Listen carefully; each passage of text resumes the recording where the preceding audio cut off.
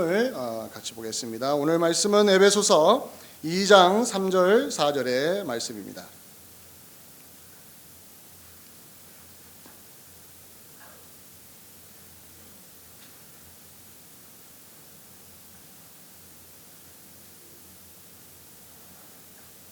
오늘 우리 같이 살펴볼 말씀은 에베소서 2장 3절 4절 말씀 한 목소리로 읽어 내려갑니다. 전에는 우리도 다 그 가운데서 우리 육체의 욕심을 따라 지내며 육체와 마음에 원하는 것을 하여 다른 이들과 같이 본질상 진노의 자녀였더니 긍휼이 풍성하신 하나님이 우리를 사랑하신 그 큰 사랑을 인하여, 여기까지만 읽습니다. 잠깐 기도합니다. 고마우신 하나님, 감사합니다. 이 주일날 주 앞에 나와서 주를 찬양하며 경배하며 예배자가 되게 하심을 감사합니다. 하나님은 살아계십니다. 성령으로 역사하십니다. 우리의 마음을 움직이십니다. 죽은 자를 살려내십니다. 잠자는 영혼을 깨우십니다. 힘없는 영혼에게 힘을 불어 넣어주십니다.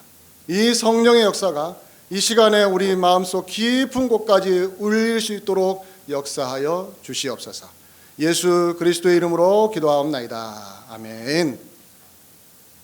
자, 우리가 받은 구원이 있습니다. 우리가 받은 구원. 우리는 예수 그리스도를 믿음으로 구원을 받았다고 말하죠.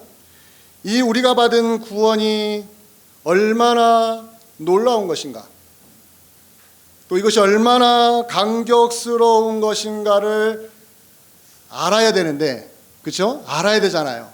알아야 찬양할 때 마음이 달라지고, 이걸 알 때에 우리의 마음에 즐거움이 생기지 않습니까? 이걸 어떻게 알 수 있을까?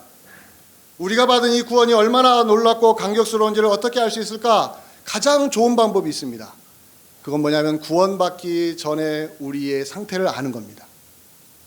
구원받기 전과 구원받고 나서의 그 상황을 비교해 보면 내가 여기에 있다라는 것이 얼마나 감격스러운지를 아는 거예요. 즉, 구원받기 전과 구원받은 후에 그 차이가 아주 극명하거든요. 그 극명한 것을 체험하면 체험할수록, 그걸 비교하면서 아, 이래서 우리가 복 받았다고 하는구나, 이래서 예수 믿으라고 하는구나 라는 것을 알면 알수록 지금 여기에서 구원받은 자로서 신앙생활하는 것은 그야말로 감사해야 되고 감격해야 된다는 답이 나오는 거예요. 이것이 바로 사도 바울이 그렇게도 강조하는 방식입니다. 저는 개인적으로 수영을 못합니다.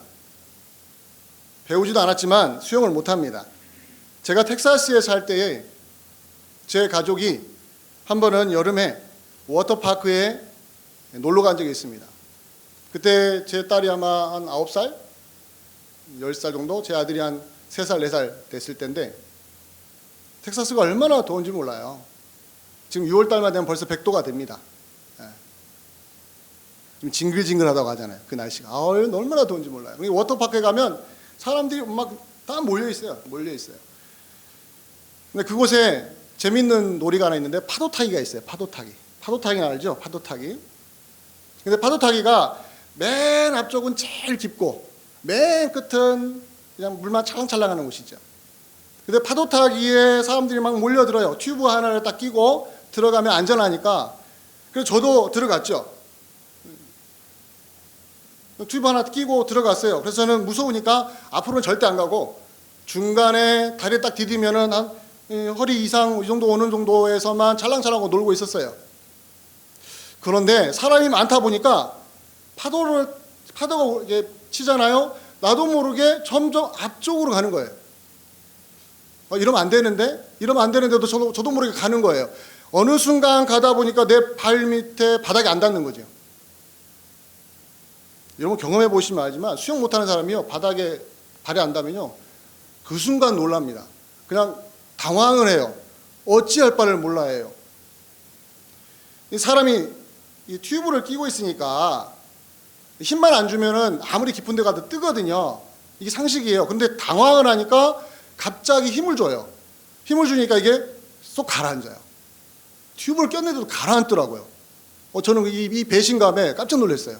힘을 줘도 안 가라앉아야 되는 게 좋은 튜브 아닙니까? 근데 튜브를 끼웠는데 가라앉아 버리는 거예요. 바닥은 다리 안 닿지, 가라앉지, 힘을 빼라고 말도 안 나오네. 힘을 빼야 되는데, 이 머릿속으로는 빼야 되는데 안 되는 거예요. 제가 어떻게 그 상황을 넘긴지 알아요? 미치겠더라고요, 그 순간에. 그래서 안 되겠다, 이러다 내가 죽겠다. 벌써 물 좀 먹었어요. 그냥 돌아서가지고 사람들의 어깨를 그냥, 아마 제가 어떤 분의 머리도 만진 것 같은데, 그냥 나 살겠다고 어깨를 막 짚으면서 속으로 나 살려 하면서 나온 거예요. 사람이 많으니까 다행이었어요. 사람이 많으니까 그 어깨를 막 짚으면서 나왔는데, 정말 그 잠깐 사이에 탈출했는데, 저 주변을 봤죠. 다행히 제 아내도 안 봤고 제 딸도 안 본 거예요.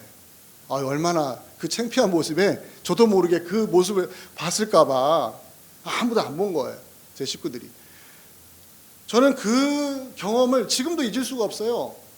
좀 십몇 년이 흘러온 지금도 그 장면을 생각하면 몰골이 성연해집니다. 그러면서 그때 제가 느꼈던 게 뭐냐면, 살았다라는 게 이렇게 즐거운 거구나. 자, 무엇을 경험하니까 사는 게 이렇게 좋은 거죠? 죽을 고비를 경험하니까 아는 거예요. 저는 구원의 감격이라는 게 여기서 출발한다고 봐요. 구원의 감격을 내가 어떻게 얻을 수 있어요, 목사님? 이라고 물어보면 저는 답을 이렇게 줍니다. 당신이 죽었었다. 당신이 죽을 고비에 있었다. 이미 죽었었다라는 것을 얼마나 깊이 이해하느냐에 따라서 지금 여기에 내가 구원받은 자로서 서 있다는 것이 얼마나 감격스러운지 그만큼 비례해서 알 것이라고 답을 해줄 수 있습니다. 맞아요. 바울이 그 이야기한 거예요. 지금 우리가 에베소서 2장 3절 4절 읽었죠. 제가 1절도 설교했고 2절 설교했잖아요. 3절도 설교했잖아요. 오늘 4절까지 읽었는데 그 내용을 왜 샅샅이 뒤지느냐? 이것 때문입니다. 허물과 죄로 죽었던 여러분들 기억하십시오. 그러나 지금은요, 살아있는 사람으로 과거를 돌아보는 거예요. 지금 살았는데 과거에 내가 허물과 죄로 죽었었다는 걸 돌아보는 거죠. 그러니까 지금 살았다는 것이 감격스러울 수밖에요. 허물과 죄로 죽었을 때 너는 어때 있는가? 나는 어때 있는가? 해봤더니 내가 그때는 뭐 했습니까? 세상을 따라 살았던 사람이었고, 공중의 권세 잡은 마귀와 사탄을 따르는 인생이었고, 육체의 욕심을 따라 사는 인생이었는데 지금은요, 지금은 오직 예수 그리스도를 위하여 살겠다고 작정하고 여기에서 예배자로 있지 않습니까? 이 감격이 어디서 오는 거예요? 비교해보니까 아는 거예요. 오늘은 마지막 이야기입니다. 무엇과 비교해야 되는가? 구원받기 전에 우리가 누구였는가? 아주 중요한 단어 하나입니다. 하나님의 진노입니다. 하나님의 진노. 구원받기 전에 우리의 상태가 무엇이었는가? 이 단어를 떠올리시기 바랍니다. 하나님의 진노 아래에 있었다. 우리는 하나님의 진노 아래에 있었던 사람들이다. 자, 2장 3절을 보세요. 2장 3절 하반절, 제가 하반절만 따로 스크린에 준비했는데요. 2장 3절 하반절에 보면은 뭐라고 나와 있습니까? 다른 이들과 같이 뭐라고 하죠? 본질상 진노의 자녀이었더니. 이걸 놓치면 안 됩니다. 자, 보세요. 1절에서는 죄와 허물로 죽었던 너희라고 했고, 2절에 가서는 마귀 권세 아래에 놓여 있어서 육체의 욕심을 따라 살았다고 하는데, 3절에 와서는 그 결과로 여러분과 저는, 우리는 하나님 앞에서 진노의 자녀였습니다. 우리는 모두 다 진노의 자녀였습니다. 다른 이들과 같이라는 것은 한 명도 예외 없이 모든 사람이 다, 이방인이든 헬라인이든 모든 사람이 다 하나님의 진노 아래에 놓여 있었습니다. 자, 그렇다면 모든 사람이 하나님의 진노에서 왜 벗어날 수 없었을까요? 왜 벗어날 수가 없었을까요? 이 중차대한 인생의 문제를, 하나님의 진노가 얼마나 무서운데, 좀 이따 제가 설명드리겠지만 그 진노가 얼마나 무서운데요. 근데 그 진노에서 왜 사람들이 왜 스스로 못 나오죠? 왜 빠져 못 나오죠? 그것이 오늘 2장 3절 아까 말씀드린 다른 이들과 같이 본질상 진노의 자녀, 본질상 진노의 자녀라는 부분에서 답을 얻을 수 있습니다. 본질상이라는 단어를 기억하십시오. by nature, by birth라고 해서 타고난, 선천적인, 본질상이라는 것은 선천적으로 태어날 때부터 우리는 진노의 대상이었다는 거예요. 자, 첫 번째 그겁니다. 태어날 때부터 예외 없이요. 한 명도 예외 없이 모든 사람이 태어날 때부터 태생적으로 선천적으로 진노의 대상이었다는 거예요. 두 번째는 진노의 자녀라는 단어예요. 자녀, children. 이 자녀라는 단어를 왜 여기다 썼느냐? 진노가 부모라는 거예요. 진노의 자녀라는 것은 자녀의 부모가 누구라는 거예요? 진노라는 거죠. 우리는 태어날 때부터 눈을 딱 떠보니까 우리의 부모가 누구예요? 진노였어요. 하나님의 진노가 우리의 부모였다는 거예요. 하나님의 사랑이 우리의 부모가 아니라 하나님의 진노가 우리의 부모였다는 거예요. 그래서 진노의 자녀라는 거예요. 그럼 자녀라는 건 뭡니까? 부모와 혈연관계라는 거죠. 진노와 우리는 혈연관계예요. 끊을 수가 없어요. 여러분, 천륜 끊을 수 있습니까? 없습니까? 못 끊습니다. 천륜은 못 끊어요. 마찬가지로 진노의 자녀라는 것은 진노와 나는 혈연으로 묶어져 있는 끊을 수 없는 천륜 관계라는 거예요. 이런 얘기 처음 들어보셨죠? 아니, 내 어머니, 내 아버지가 천륜이라고 난 들어봤어도 진노와 천륜이라는 얘기 안 들어보셨죠? 이 성경적인 용어예요. 제가 한국식으로 표현한 거죠. 진노의 자녀, 이 자녀라는 단어가 누구의 자녀인지를 잘 보십시오. 근데 본질상이라고 합니다. 그래서 다른 이들과 같이 한 명도 예외 없이 모든 사람이 진노를 부모로 모시고 태어났다라는 거예요, 우리는. 그래서 우리의 진짜 부모는 하나님의 진노라는 것이죠. 자, 그렇다면 이 어마어마한 이 진리를 우리가 들었단 말이죠. 자, 하나님의 진노를 어떻게 생각하십니까? 하나님의 진노를. 달갑지가 않습니다. 그 단어가. 존 스토트라는 유명한 성경 강해자가 있습니다. 지금은 세상을 떠나셨지만 그분이 에베소서 강해책에서 이렇게 말했습니다. 이 내용을 뭐라고 했냐면 하나님의 진노를 이렇게 말했습니다. 에베소서 전체에서 사람들이 가장 반감을 사는 단어라고. 예수 믿는 사람 포함해서 예수 안 믿는 사람 모든 사람이 이 단어를 들으면 하나님의 진노라는 단어를 들으면 반감이 먼저 생긴대요. 그래서 진노의 자녀이다는 게 맞아요. 그래서 어떤 성경 주해가들은 이 하나님의 진노가 나오면 이걸 살짝 건드리고 그냥 지나간대요. 반감이 생기고 듣기 불편하니까 이 내용을 그냥 스킵을 하거나 의도적으로 그냥 지나치는 거예요. 이 불쾌한 내용이거든요. 듣고 싶지 않거든요.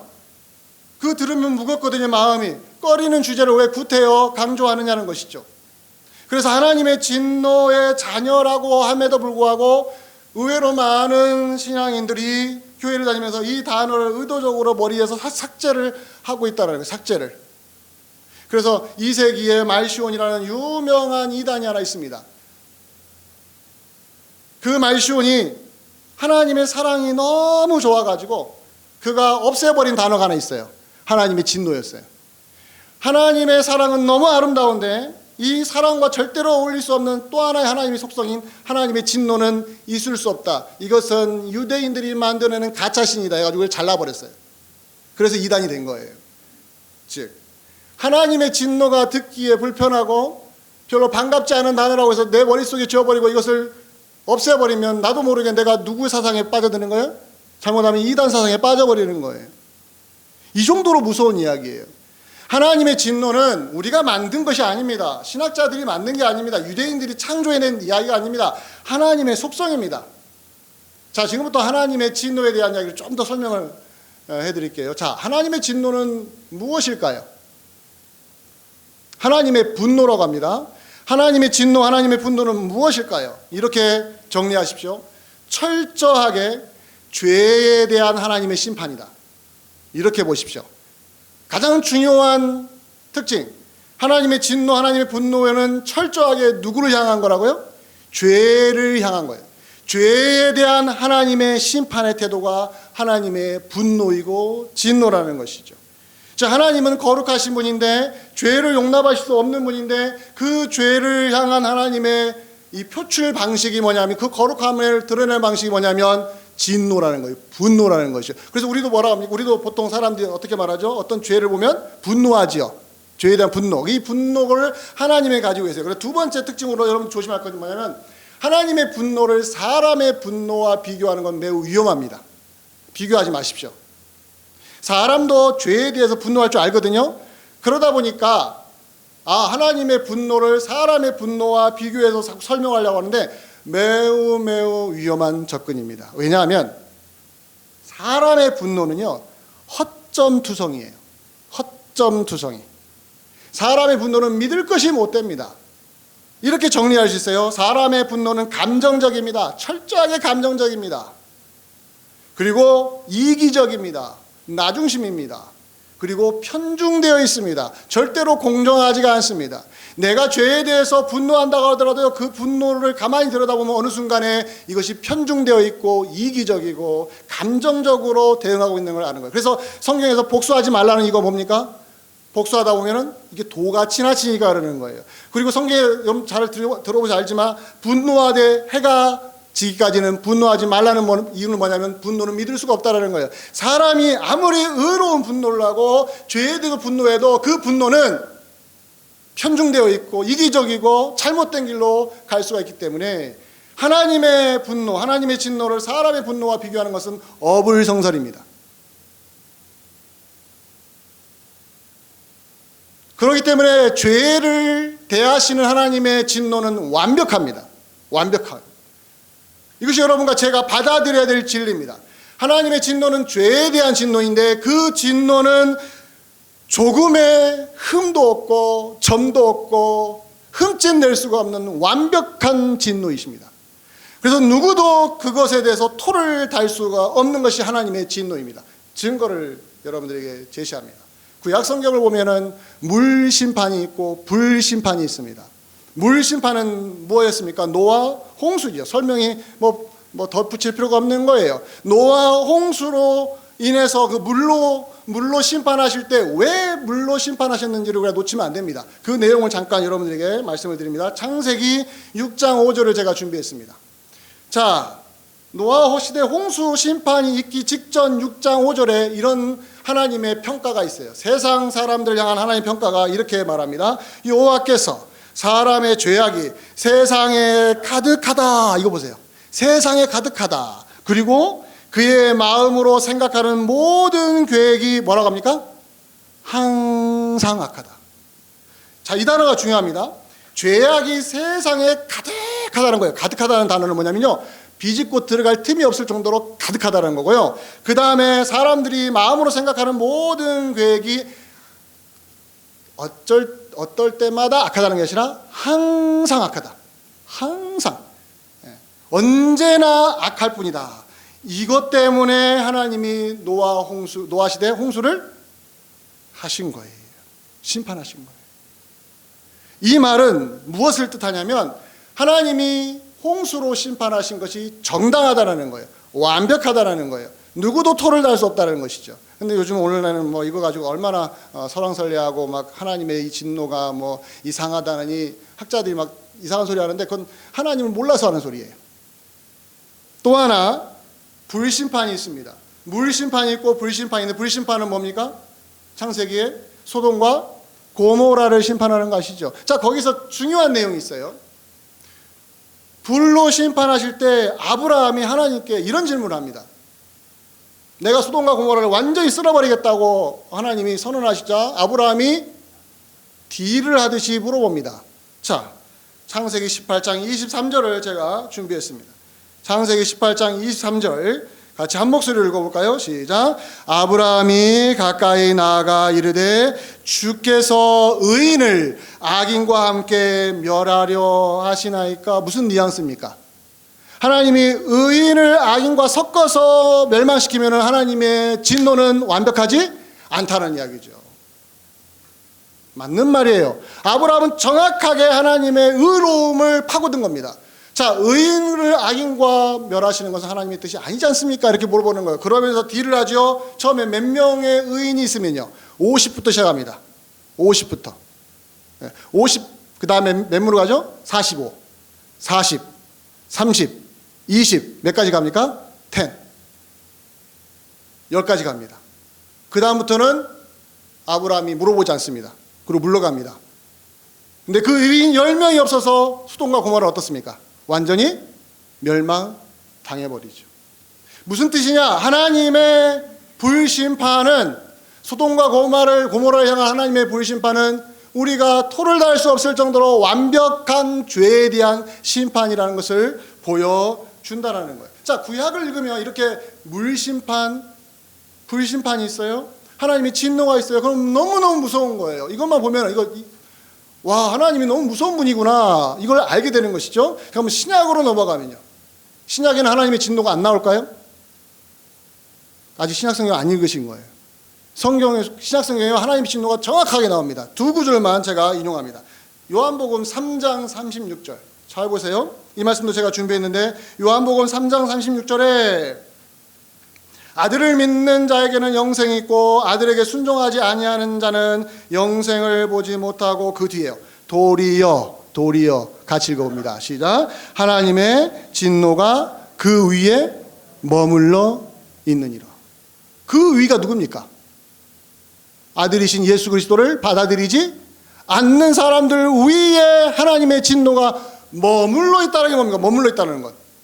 움직이지 않고 바람으로도 몰아낼 수가 없고 사람 힘으로도 몰아낼 수 없고 딱 멈춰 있다는 거예요. 머물러 있다는 거예요. 내 머리 위에 머물러 있다는 것이 하나님의 진노가.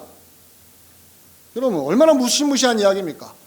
불심판을 하신 하나님, 물심판을 하신 하나님, 죄에 대한 하나님의 심판이 얼마나 엄중합니까? 그런데 아들이신 예수 그리스도를 받아들이지 않는 사람 머리 위에 이게 있다고요?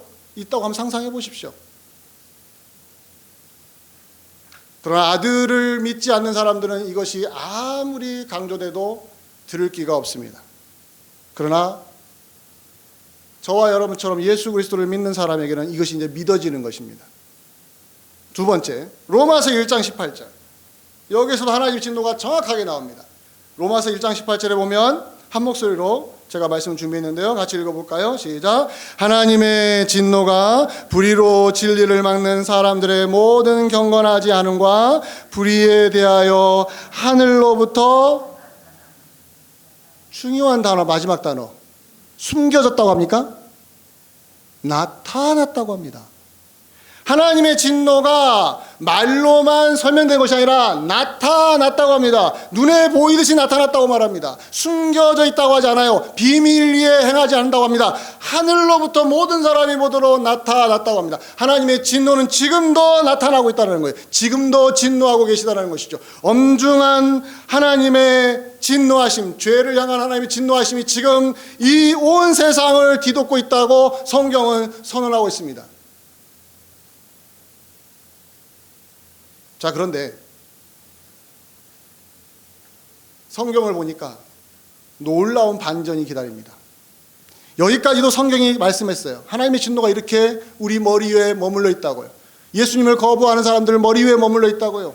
하나님의 진노가 하늘로부터 나타났다고 분명히 선언합니다. 그런데 놀라운 반전이 있어요. 아까 에베소서 2장 3절 읽었는데, 본질상 진노의 뭐라고 했어요? 자녀 다라고 하지 않고 자녀이었더니라는 단어. 이었더니, 이게 무슨 뜻입니까? 이었더니, 국어 시간은 아니지만 이었더니 과거형이죠.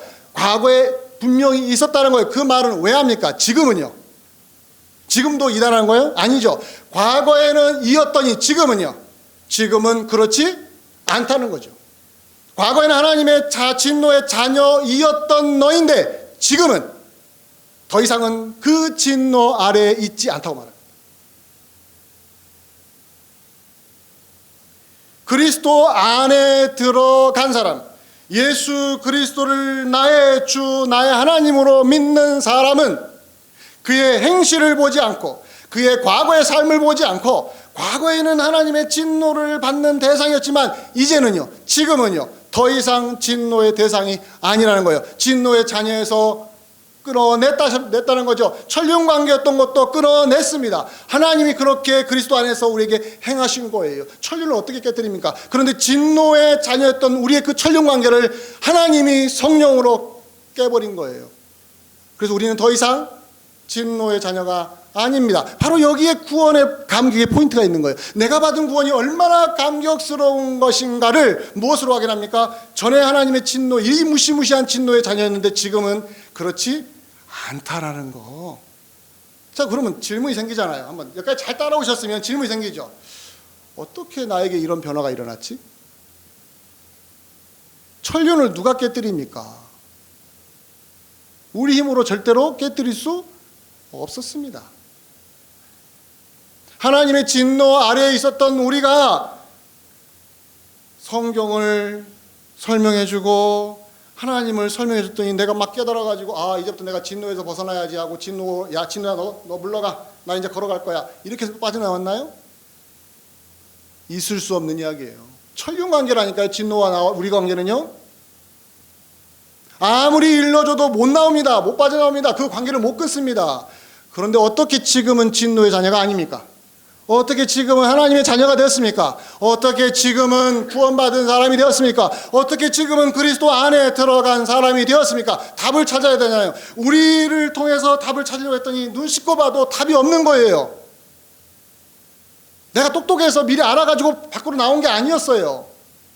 내가 공부를 많이 해가지고 너무너무 많이 알아가지고 내가 나온 것도 아니에요. 깨달아서 나온 것도 아니에요. 어떻게 나왔습니까? 답을 누구에서 찾아야죠? 하나님에서 찾아야죠. 하나님을 찾는 거예요. 그래서 여러분, 우리가 에베소서 2장 1절과 3절 읽었는데요, 그 앞에 있는 1장에서 무슨 이야기 하는지 알아요? 하나님의 능력을 이야기합니다. 하나님의 능력. 자, 에베소서 1장 19절, 제가 이미 지난번에 설교를 했는데요, 1장 19절에 이런 말씀이 나와요.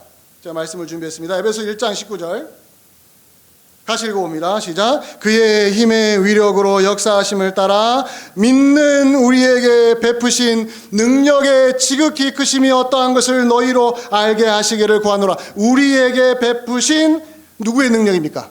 하나님의 능력의 크심이 어떠한지를 우리가 알기를 원합니다. 무엇으로 확인합니까? 진노의 자녀였던 우리가 지금은 진노의 자녀가 아니라 그리스도 안에 들어오게 된 그 놀라운 이 변화가 어디서 일어난 거예요? 하나님이 우리에게 행하신 거예요.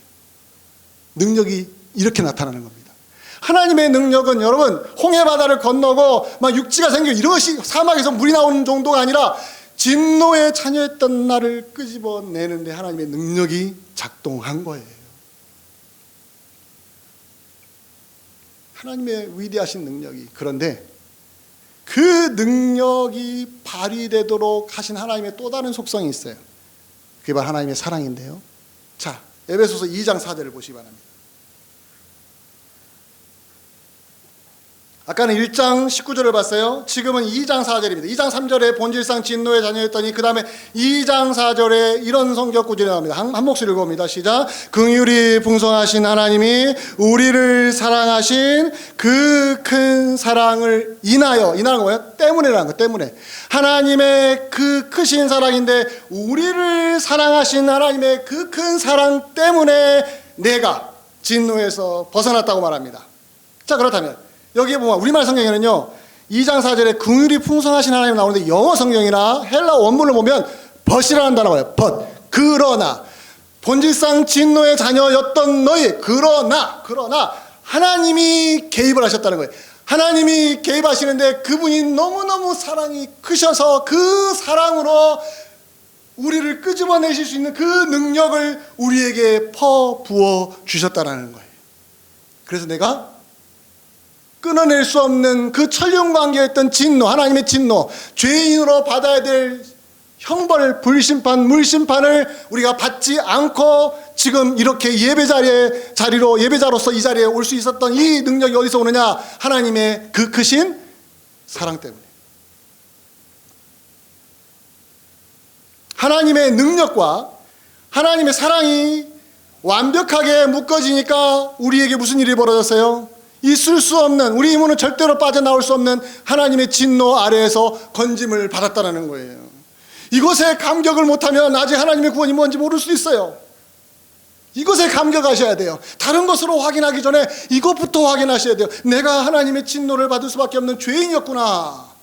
내가 죄인이었구나. 죄인은 물심판, 불심판을 영원한 지옥의 심판을 벗어버릴 수 없구나. 그런데 거기에서 내가 나오다니 누구 때문에? 하나님의 능력 때문에. 근데 그 능력이 어떻게 발휘됐어요? 하나님의 사랑에서 나오는 그 능력이 우리를 살려냈고 진노에서 벗어나게 했다라는 거예요. 자, 그러면 하나님의 능력도 완벽하고 하나님의 사랑도 완벽하지요. 여기에 대해서 의심하지 마시길 바랍니다. 우리가 기도할 때 우리 기도를 다 들어주시면 감사하죠. 근데 안 들어주세요. 그렇다고 하나님의 능력을 무시하지 마세요. 하나님이 나 사랑하지 않는다고 무시하지 마세요. 아니요. 엄청난 능력과 사랑을 이미 진노의 자녀였던 우리를 지금의 누구의 자녀예요? 하나님의 자녀로 만드신 일에 다 쏟아부으셨단 말이에요.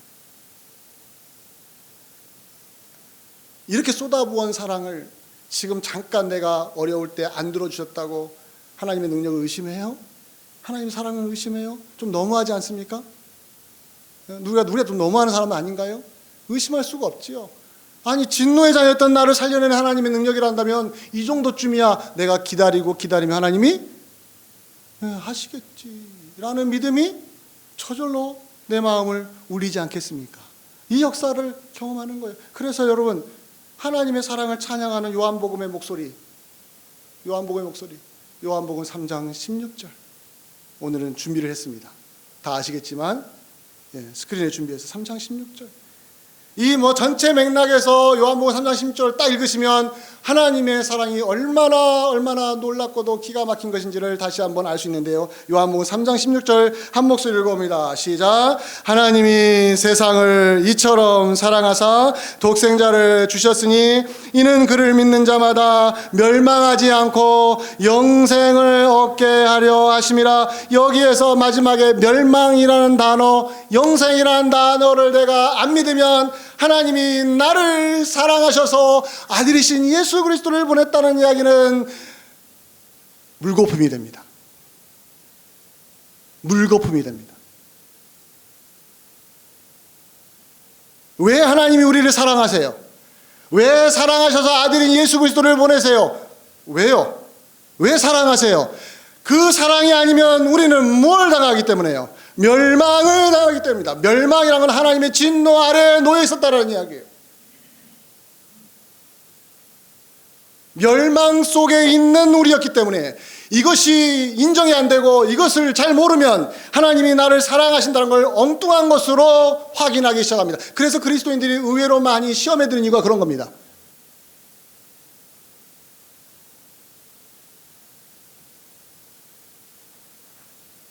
엄마가 2박 3일 동안 진통해가지고 자식을 낳았습니다.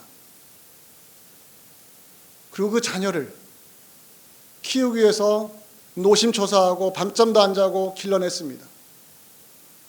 근데 이것이 요 녀석이 머리가 크더만 하는 소리가 엄마가 나에게 해준 게 뭐가 있어? 그 소리 듣는 동시에 엄마의 마음은 무너집니다. 아이에게 말합니다. 내가 너를 낳기까지 2박 3일 동안 얼마나 고통스러운지 알아? 엄마 내가 알게 뭐야? 난 그때 엄마 뱃속에 있었는데.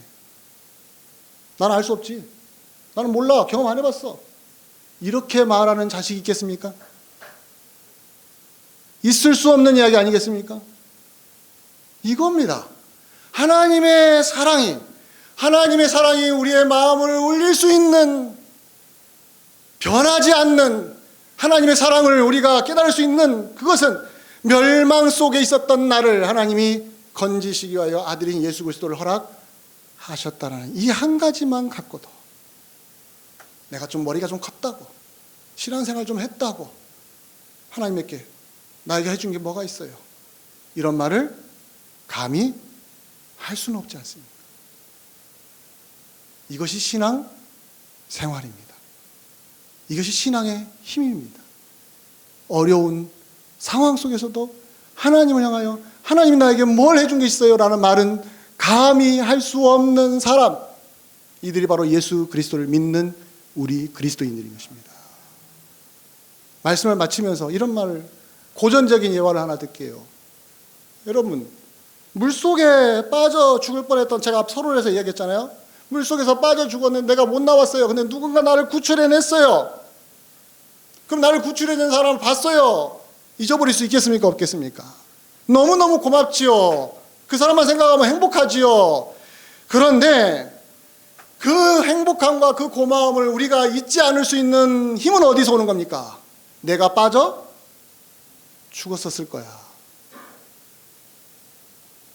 이거 하나면 거기서 끄집어낸 사람의 그 사람이 얼굴이 못생겼든 그 사람이 나에게 잘해주든 안 해주든 그 하나로 그 한 사람을 생각하면서 어떻게 해요? 고마워하고 감사하고 감격하지 않겠습니까? 이걸 신앙으로 한번 가져오시길 바랍니다. 하나님의 사랑은 이렇게 확인하고 확인하는 것입니다. 그것이 우리를 살립니다. 지금도 살립니다.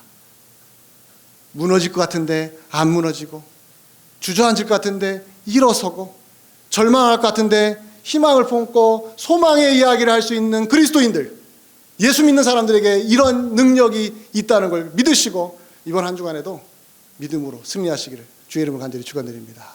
기도하겠습니다. 고마우신 아버지 하나님, 하나님의 사랑은 위대합니다. 그 사랑이 어디서 확인되냐면 멸망당했던 우리, 멸망 속에 있었던 우리, 죄 때문에 하나님의 진노의 자녀였던 우리가 하나님의 능력과 하나님의 사랑으로 예수 그리스도의 십자가 부활로 건져주시고 이제 그리스도 안에서 하나님의 자녀가 되는 놀라운 축복을 주신 이 한 가지로 우리가 평생을 주를 위하여 살아갈 수 있도록 역사하여 주시옵소서. 하나님은 살아계십니다. 지금도 우리를 붙드십니다. 우리 그리스도인들 못났지만 어리석지만 힘이 없는 사람이지만 우리를 사랑하셔서 예수 그리스도 안에 집어넣으셨습니다. 이제는 예수 그리스도로 말미암아 산 사람이 되었습니다. 주님 때문에 사는 사람으로 이 땅을 살아가게 하여 주시옵소서. 예수 그리스도의 이름으로 기도하옵나이다. 아멘.